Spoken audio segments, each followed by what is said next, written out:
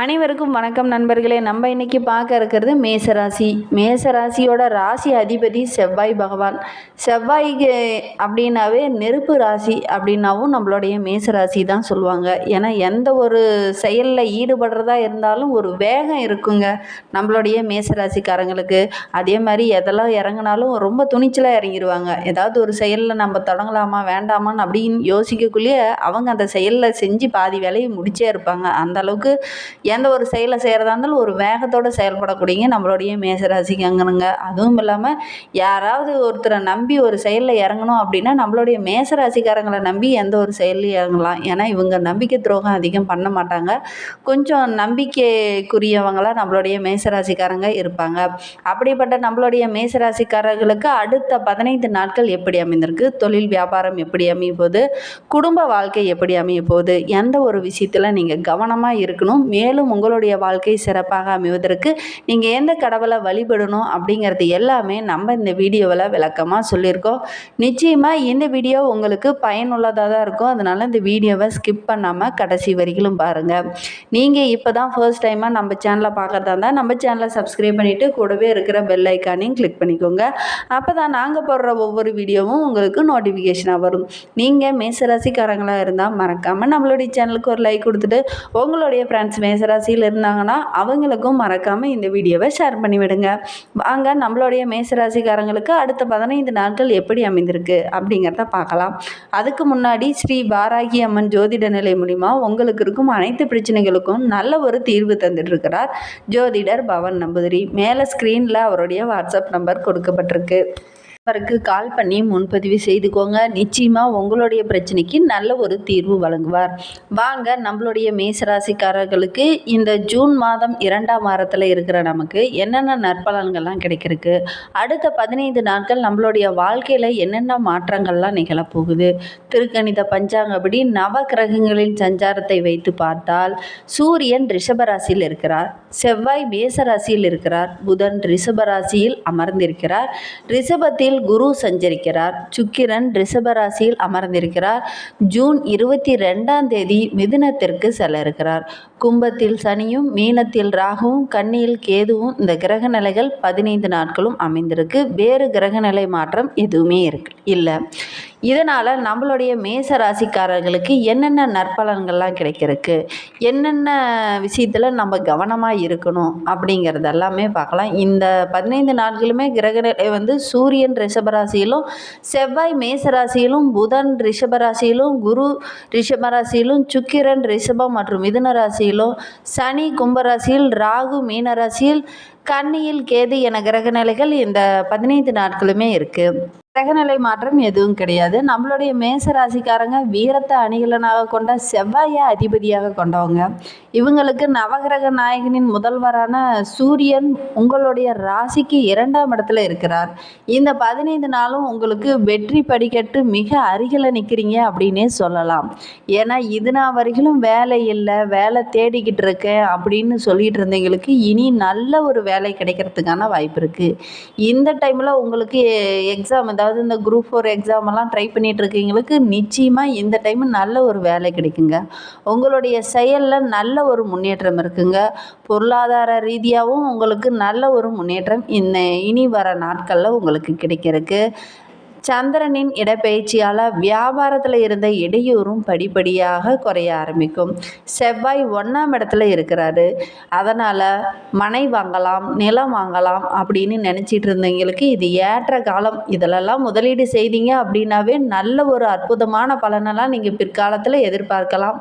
இந்த முதலீடு எல்லாமே உங்களுக்கு லாபகரமாக அமையும். இந்த டைமில் உங்களுக்கு கொஞ்சம் செலவுகள் அதிகமாக இருக்கிறதுனால நீங்கள் இதை சுப செலவுகளாக மாற்றிக்கிட்டீங்க அப்படின்னாவே நல்ல ஒரு புத்திசாலித்தனம் உங்களுக்கு வெளிப்படும். புதன் 2ஆம் இடத்துல இருக்கிறாரு. சின்ன சின்ன சிக்கலான காரியங்களெல்லாம் நீங்கள் போய் தீர்வு காண்றதுக்கான ஒரு வாய்ப்பு இருக்குது. அதே மாதிரி முடிவுகளை சற்று தள்ளி போடுறது ரொம்பவும் நல்லது. யார்கிட்டையாவது போய் ஏதாவது பிரச்சனையை ஹேண்டில் பண்ணி அவங்களுக்கு ஒரு தீர்ப்பு சொல்ல போகிறேன்னு அப்படின்னு கிளம்பி போவீங்க. அதில் போய் நீங்கள் ஏதாவது ஒரு பிரச்சனையில் மாட்டிக்காமல் முடிந்த அளவுக்கு இந்த பிரச்சனையிலேருந்து வெளிவரத்துக்கான வழியை மட்டும் பாருங்கள். குரு 2ஆம் வீட்டில் இருக்கிறாரு. அதனால் உத்தியோகத்தில் சிலருக்கு பிரச்சனையை உண்டு பண்ணுவார். அதனால் கொஞ்சம் கவனமாக இருங்க. குடும்பத்திலேயும் ஒரு நிம்மதியற்ற ஒரு சூழ்நிலை காணப்படுங்க. சுக்கிரன் 1, 2 ஆகிய இடத்துல இருக்கிறார். மனம் தம்பதிகள் கூட ஒரு சில மன பிரச்சனையினால் மனக்குழப்பங்களால் சின்ன சின்ன பிளவுகள் ஏற்படுவதற்கான வாய்ப்பெலாம் இருக்குது. கொஞ்சம் கவனமாக இருங்க. ஒருவருக்கொருவர் விட்டு கொடுத்து செல்வது உங்களுக்கு நல்லது. இந்த டைமில் வீண் வாக்குவாதங்களை கொஞ்சம் தவிருங்க. ஏன்னா இந்த டைம் உங்களுக்கு சுக்கிரன் சாதகமாக இல்லாததுனால சின்ன சின்ன பிரச்சனைகள் வீட்டில் வர்றதுக்கான வாய்ப்பு இருக்குது. கவனமாக இருங்க.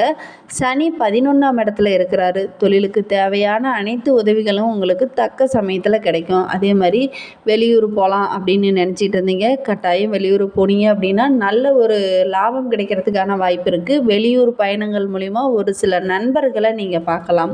அவர்கள் மூலிமாவும் உங்களுக்கு சில நன்மைகள் கிடைக்கிறதுக்கான வாய்ப்பெல்லாம் நிறையவே இருக்குது. ராகு 12ஆம் இடத்தில் அமர்ந்திருக்கிறார். நிதானமாக செயல்படுங்க. ஏன்னா இந்த காலகட்டம் உங்களுக்கு நிதானத்தை சொல்லி கொடுக்கக்கூடிய காலகட்டமாக தான் இந்த 15 நாட்களுமே. கொஞ்சம் எந்த ஒரு விஷயத்துலையும் அவசரப்பட்டு முடிவெடுக்க வேண்டாம். எங்கேயாவது யாராவது பஞ்சாயத்து ஒரு பிரச்சனை அப்படின்னு சொல்லி கூப்பிட்டாங்கன்னா நீங்களாக போய் ஏதாவது ஒரு பிரச்சனையெல்லாம் மாட்டிக்காதீங்க. கவனமாக இருங்க. கேது 6ஆம் இடத்துல இருக்கிறார். உறவினர்களால் உங்களுக்கு சில உபத்திரங்களும் சில பிரச்சனைகளும் வந்து சேரும். கவனமாக இருங்க. உறவினர்கள் விஷயத்துலேயோ மற்றவங்க விஷயத்துலேயோ நண்பர்கள் விஷயத்துலேயோ கொஞ்சம் கவனமாக இருங்க. ஏதாவது ஒரு பிரச்சனை அப்படின்னு சொல்லி உங்களை கூட்டிகிட்டு போய் ஏதாவது ஒரு பிரச்சனையெல்லாம் மாட்டி விட்டுருவாங்க. கவனமாக இருங்க. அதே மாதிரி யாராவது கடன் வாங்குறேன் வாங்க எனக்கு ஜாமீன் போடுங்க அப்படின்னு சொல்லி உங்களை கூட்டிகிட்டு போய் மாட்டி வர்றதுக்கான வாய்ப்பெலாம் இருக்குது. கவனமாக இருங்க. யாருக்காவது ஜாமீன் போடுற மாதிரி இருந்துச்சுன்னா அதெல்லாம் கொஞ்சம் அவாய்ட் பண்ணிக்கோங்க. அதேமாதிரி இந்த காலகட்டம் நிதி சம்மந்தமாக உங்களுக்கு எந்த பிரச்சனையும் இருக்காது. அடுத்த 15 நாட்களும் உங்களுக்கு நிதியில் எந்த ஒரு பிரச்சனையும் இருக்காது. நிதி சிறப்பாகவே இருக்குது. வரவுக்கு எந்த ஒரு குறைவு இருக்காது. வரவு சிறப்பாக இருக்குது. அதே மாதிரி செலவுகளும் அந்தளவுக்கு இருக்குது.